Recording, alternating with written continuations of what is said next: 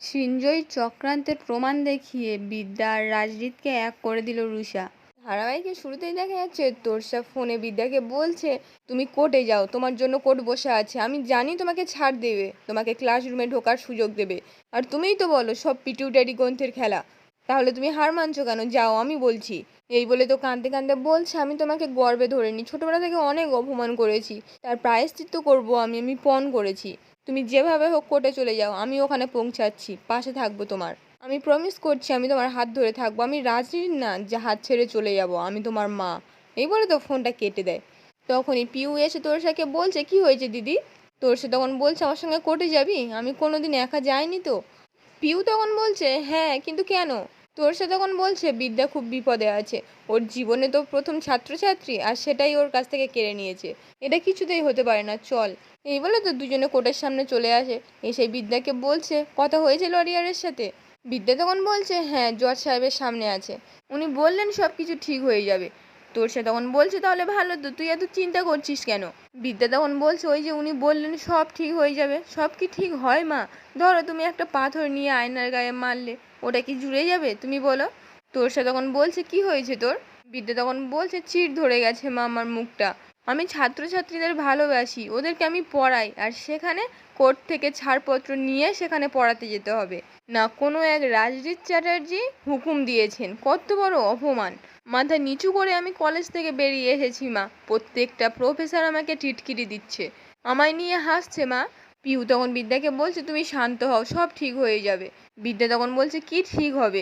রাজজিৎ আমার চরিত্র নিয়ে কথা বলছে, আমার দিকে আঙুল তুলছে, ও আমার চরিত্র চেনে না, ও আমাকে চেনে না। পিউ তখন বলছে, কেউ কাউকে ছেড়ে না, এটা পৃথিবীর নিয়ম। সেই মুহূর্তে উকিলে এসে বিদ্যাকে বলছে, প্রফেসর বিবি আপনি চিন্তা করবেন না, অর্ডার বার করে নিয়েছি, আপনি কাল থেকে কলেজে পড়াতে পারবেন। বিদ্যা তখন বলছে, আমি আপনার কাছে কৃতজ্ঞ রইলাম।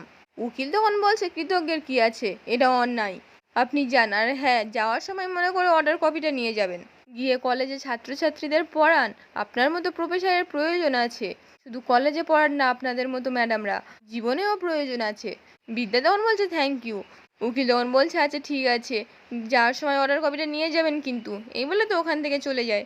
তোরসে তখন বিদ্যাকে বলছে, তোর দেয়ালে পিঠ থেকে গেছে, লড়াই কর, লড়াই কর রাজদীপ চ্যাটার্জির সাথে, কাশ্যপ ব্যানার্জি, কপিল ব্যানার্জি, এমনকি রাজদীপ চ্যাটার্জিকেও। তোর মা তোর বিদ্যা নামটা এমনি এমনি দেননি, সকলকে শিক্ষিত করার জন্য দিয়েছে। এইভাবে তো বিদ্যাকে আরও কথা বলে বোঝায়। অন্যদিকে দেখা যায় সৃঞ্জয়ী কোর্টে এসে সেই উকিলটাকে বলছে, আপনার সঙ্গে আমার কথা আছে। উকিল তখন বলছে, এই মুহূর্তে হবে না, আমি একটু বিজি আছি, পরে আসবেন।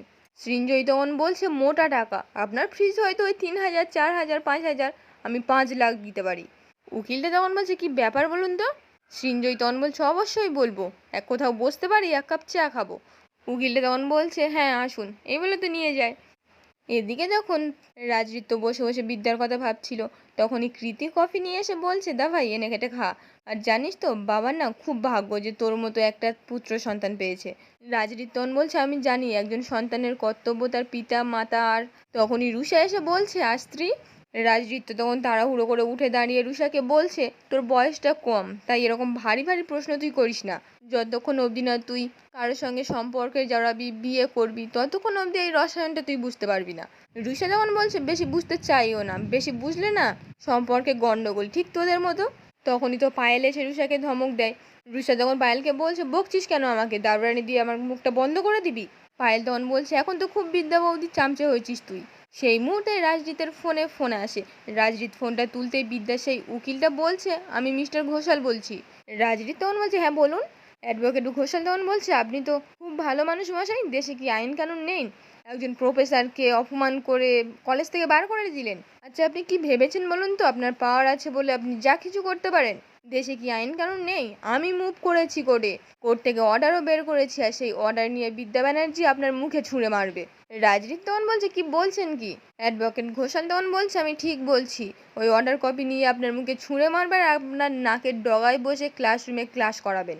আর যদি আপনি বাড়াবাড়ি করেন তাহলে এই লিগাল ইস্যুটা কিন্তু অনেক দূর যাবে, হ্যাঁ, এমনকি প্রেস অবধি করাবে, মাইন্ডেড।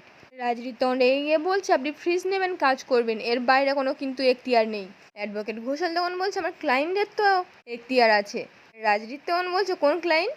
অ্যাডভোকেট ঘোষাল তখন বলছে, আমার ক্লায়েন্ট কনিষ্ক, মানে কনিষ্ক বিশ্বাস। আপনি কি ভেবেছেন বিদ্যার পাশে কেউ নেই?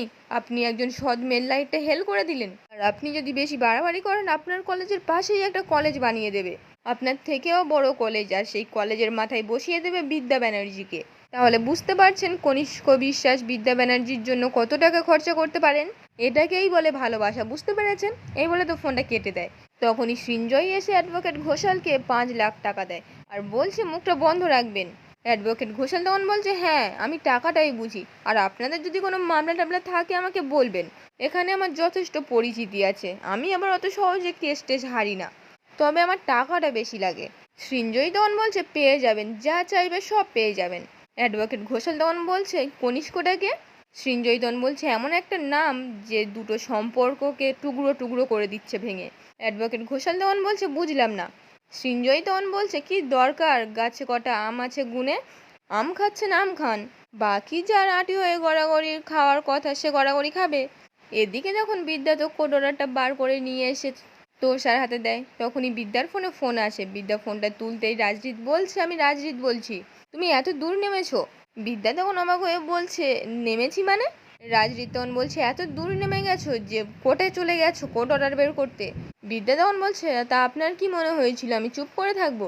রাজজিৎ তখন বলছে বসে থাকবেন কেন, কোর্টে যাবেন, অর্ডার বের করবেন, আর নাকের ডগার ওপর দিয়ে বসে ক্লাস করাবেন? এটা কিন্তু আমি মেনে নেব না, দরকার পড়লে কলেজের তালা ঝুলিয়ে দেবো। বিদ্যা তখন বলছে আপনার ইগো এত কেন বলুন তো? ভুলে যান না আমি আপনার স্ত্রী, মেনে নিন না যে আমি একজন অধ্যাপিকা আপনার সামনে। রাজজিৎ তখন বলছে ছাড়ুন তো, আপনার না লজ্জা হওয়া উচিত। বিদ্যা তখন বলছে ও ইগো হার্ট করেছে আমি কোর্ট থেকে অর্ডার নিয়ে এসেছি বলে। রাজজিৎ তখন বলছে আপনি অর্ডার বের করেছেন বলে আমার ইগো হার্ট হয়নি, আমার ইগো হার্ট হয়েছে অর্ডারটার যে লয়ার বের করেছে তাকে অ্যাপয়েন্টমেন্ট করেছে স্বয়ং কনিষ্ক বিশ্বাস। বিদ্যা তখন চিৎকার করে বলছে কি আজে বাজে কথা বলছেন আপনি? রাজজিৎ তখন বলছে এটা ফ্যাক্ট, মোটা টাকা ওনাকে দিয়ে, ছি ছি ছি, আমি জাস্ট ভাবতে পারছি না বিদ্যা ব্যানার্জি আমি আপনাকে চিনতে পারিনি। আপনি কথায় কথায় বলেন না শুধু বিনা আর পুস্তক নয় বেদও ধরা দরকার, রাইট? আপনার মতো মানুষের জন্য। তখনই বিদ্যা চিৎকার করে বলছে ডোন্ট ক্রস ইওর লিমিট। আজকের পর্বটি এখানেই শেষ হয়ে যায়। কেমন লাগলো কমেন্টে জানাতে ভুলবেন না।